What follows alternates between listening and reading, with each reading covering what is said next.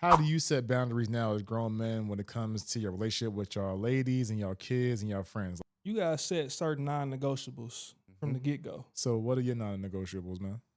I will not tolerate disrespect, and I don't know if that sounds like a dictatorship, but that's just how I come, No, right? that's at the top of the We list. will not tolerate disrespect from my woman, Mhm. my kids, none of that. And then especially the disrespect part, because having a son, if your son sees you getting disrespected, come on, bro. Even if your daughter see you getting disrespected, like he said, that's at the top of the line, bro. You can't let you. Yeah. And it's not like I'm finna die about this, but it's just nipping in the bud at the beginning, letting people know that I'm not finna tolerate that. We not finna play around. We not finna use certain words Right. when we Yeah. talking to each other. Just little things like that, bro. Like, so the respect part would be the big thing for me. And like I said, I don't want to seem like I'm a dictator in a relationship, because that's not how I want to move. I want people to be able to do what Yeah. you want to Do do. what you I want to should do. be able Yeah. to trust you to know that you're gonna do right by me Yeah. without me having to be on your ass about everything. Understand the consequences. Understand, Yeah, like, come yeah. on, man. It's just you're not finna just be able to do me no kind of way and think I'm finna just come back to you. You got one time to really,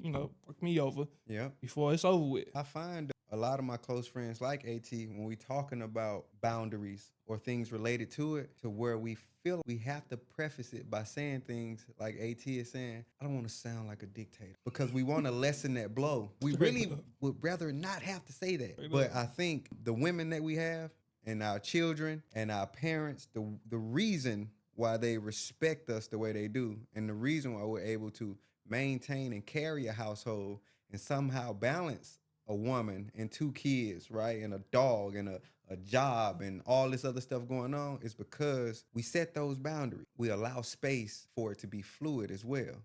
To where, hey, this is the boundary. Mm-hmm. You can cross it.